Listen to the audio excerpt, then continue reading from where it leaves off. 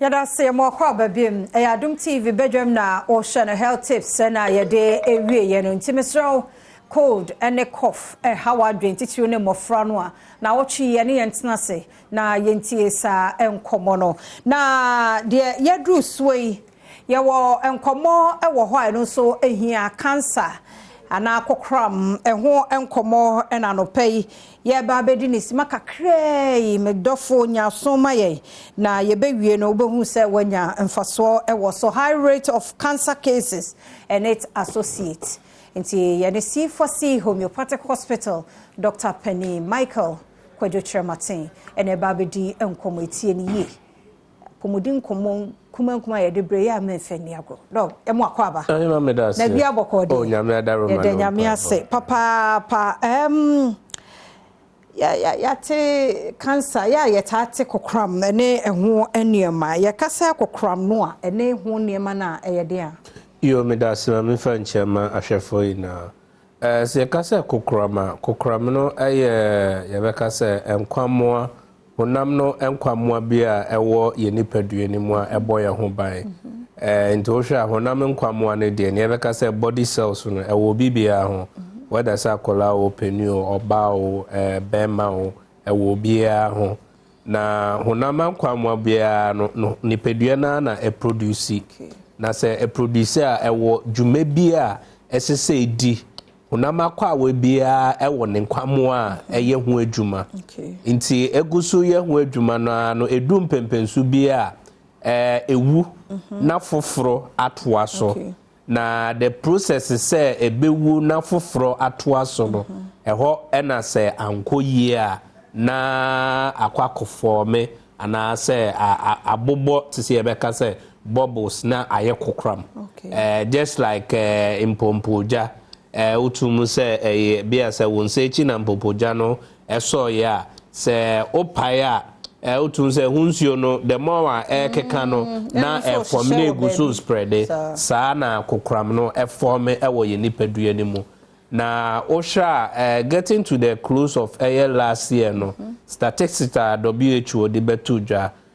common cancers are cases by highly nyahrawa mehusa na pena mo kasafa one of the infections respiratory tract infection bribia se one manage no year a bit to make grow into lung cancer. As at last year we had more than over 2.7 million cases by lung cancer alone and sana eba kokram so form wo emba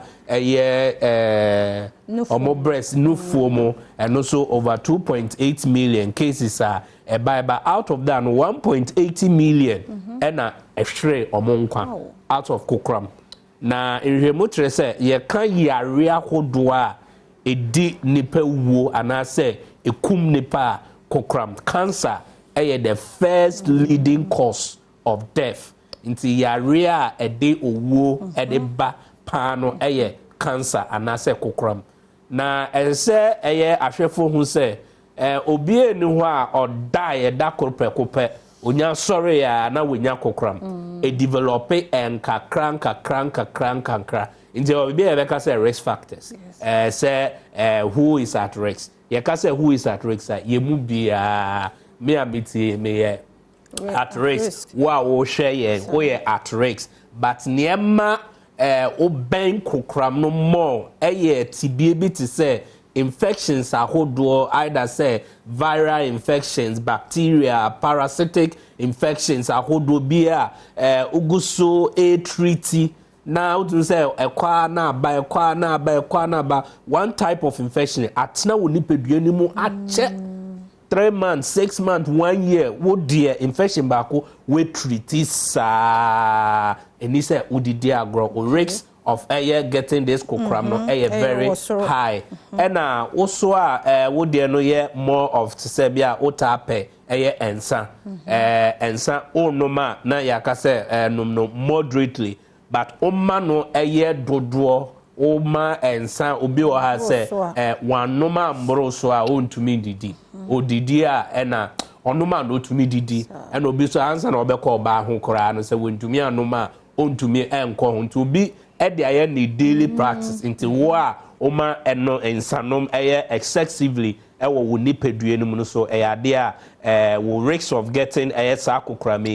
very high wo nipadue no saa so na tobacco smoking and also obi has a beer where 5 packets a day ne ho ento no I mean I've met a couple of like I just say need any minimum a day 5 so we 5 packets M1 a day every day a year week and the more so into practice bi wo ho kakra na ennewo ye no unho hwe but ehunsun so anso no edoso ye okokora ma eform ewo ya adwemu ye okokora ma eform ewo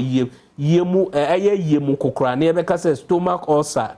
stomach cancer obu ha be say yem ye ne ya ne yem tino ya diagnose no say owo ulcer eduane to ne yemu ana ni we treat ameno case over 3-5 years or that so treat one thing me bacho say one hwe ya na develop as at last year nipa 1.2 million kwa na stomach ulcer cases by almost 689,000 na menu kase omunka atiasi miye na ya ration ye den be hospital so na say a spread ma and so ne ewura baby a eni say de ben ewura na ase ni pedua no nti kokram bribi a eni say yedi edi agro kra ewo yendada system uba ye fie mu a ohema ya kakra na ye use microwave yanka say enye on say plastic rubber ye de ashemu o de to certain heating temperature ubeyi na plastic rubber na say anane ota practice such way a misrel jai coming there may you see even the plastic related rubber and fan share you see you can say ceramic bowls so no ne those utensil and I say we no ebe boa yie ehwemo tre say radiation out of microwave emfa us your friend say kokram emma now so ehwemo so tre say you see more of the plastic when the chemical reaction plus the radiation no cause ni pedua no cancer na say ne ka say enkwammoa no the problem be brain neba na no na C4C ayasabia oba your branches are mo hwe Ashanti region ye de Dr. Tahil all the way from India inti mo hwe Kumasi de Madaroma Dr. Tahil atna say ewo ajuso kwamo all the way from India nyankopon so Adom enye ho kasa ne brofo kasa nko so oba ye twi kasa no so ye bebo modena wati ase yie senya wo yare no ete nti senya kokram na ye condition bi a braye branch kese a ewo Kumasi ajuso kwamo sa so na mo hwe Western region otakrade Fejai May Sport nti wo hwe efiri takwa Elubo Enzema any part of Western region Bratakrade Fejai May Sport saso na Central region Cape Coast Green Hill into over Cape Coast Elmina and all that any part of Central region and I say wow ben Cape Coast no brae Cape Coast Green Hill saso na Aguna Swedru ye wo Swesbu Road no so Aguna Odobin Eskumo Odobin Braka oba so ayewo Aguna Odobin saso na oba enkran so a nyame adom so enkran ye bie branch foforo I no no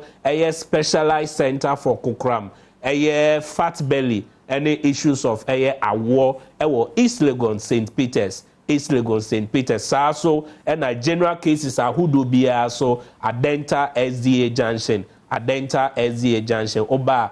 betoyen saso and Europe oba Oman Hollander Amsterdam Juada Kusiada ye juma Amsterdam saso na oba Ghana so Monday ekosi Saturdays ye juma by 7 a.m. there na ya share ye juma die ase ye number of friends say ye new year package gift for first 50 callers nipa baako 50 a offer line ya ye be ma special code sap code and ye be de be ma discount na wetume e de access ye service inura hodo a ya formulate every Oman India mu ene casserole ewo Brono ewo Germany yɛde aba Oman Ghana Food and Drugs Authority so agye atuma yɛde boa ma apomudin kɔ yɛ ofrɛ 05000 40331 050 00 40331 and I say 050 00 40328 into offer any of these numbers are yabeje osona yabo that's now the number no to pacho Europe line say +31 687 487 122 +31 I was screen also I say +31 687 487 122 and now 05000 40331. Yeda Dr. Michael Kojoche Martin ase enenso addition de abre want hwe kora nkomo also want ya na nya o microwave awu yusu memfa plastic bowl bia nkohyehyem na no so akoja wo so kokrom wo complain ade bia ache bia ko hospital na ko hwe adekoro ati ase yeda na se pa numbers na wo screen na se no de o wonti ase bia na nya wa hodo bia no for Dr. Michael Kojoche Martin na omwa Kingdom Herbal Center for ewo no adwama so a me pese me bobi din kire wo na ukoto de sa wo nyarewa Kingdom Garlic Bitters and a Kingdom Garlic Capsules eno e boost your immune system no ma ahoden ti yade bia ba nipadua no so a esan se wo no Kingdom Garlic Bitters ana the capsules ninti no bo nso wadi nkunim e wo sa yade no so cholesterol ana blood pressure and e wo so no Kingdom Garlic Bitters and in the capsules no ebi ebebo your new Kingdom Ginseng Power Capsules ho e mema dia e mema no ma e ma wo mo extra energy usisi na yo ya mental stress e how mema no mo aduro ni new Kingdom Ginseng Power Capsules so no mo a sa how ni nyina so befu na ma wo extra power ama dia ye adwuma wo pedodo a call Kingdom Herbal Center e wo Kanshi Drug Lane and after 0536 149961 0536 149961 and now 0303 939987 Kingdom no challenger. Franco Trading Enterprise phones papa efie enoho phones ne ho accessories electronics bia wo peno bora Franco Trading Enterprise na kwajo de wo mo Nokia, Samsung, iPhone, smart TVs it range from 32 to 55 inches on what tabletop fridges and so e wo ho Franco air conditions no so e bo adwuma ti se wo pebidia bora Franco Trading Enterprise ne ma bobo so benya bi CCTV cameras and so e wo ho nya bi wo office nya bi wo fie na ba bia wonam bia na wo de monitor ehunu ne a koso Shannon song enko online konko pe eyi Franco numbers bia ne number enam de mawe 0246 422 338 0246 422 338 and 0555 939311 now on a Franco Trading Enterprise in Kasa ko Google Play Store na download the one more app no and our website www.francotrading.com Franco Trading Enterprise still phone papa fie anyhow Ghana Post egusu rapport niema no de amount baby awoko bia wo pesa wo de ade ekwocha odofo sam no ne so maimu Ghana Post ene ne won ni nsa wo so mesro amono ne se ye nam be ya dwene opoku bibi ya mbe rap ne kama sent ne kura mpie se ye ntoma se ye de ni nyina birthday bi na pesa wo surprise odofo a mesro ne Ghana Post for eni nsa wo so wo mko UK, Europe, US, Australia, South America, Asia na fe African countries no so emu ti Ghana Post de Ghana for yanka se yandia yaje atumu omo ye adwuma pa ti se opesa wo send bibi bia dia for Ghana Post call Ghana Post GH/ and I say uko Facebook ni Instagram ni Twitter Ghana Post ho and afa WhatsApp number 054252700024 0542527004 0542527004 Ghana Post for number from no money we delivery no ma Ghana Post secured smart deliveries Medidi afia amankwa tamaklo Sister Sandy B guy waya krado de adwoda de ahosepe no ebro sebe ya wona wochi bibia beko yie de ama no nti twen no oba no wi akwasinsia omanhene kwabna santenso ayekrado asemidika ena fe mpensempensemu no ye de ato ho ama kwaso mo afidie no na ha ye da se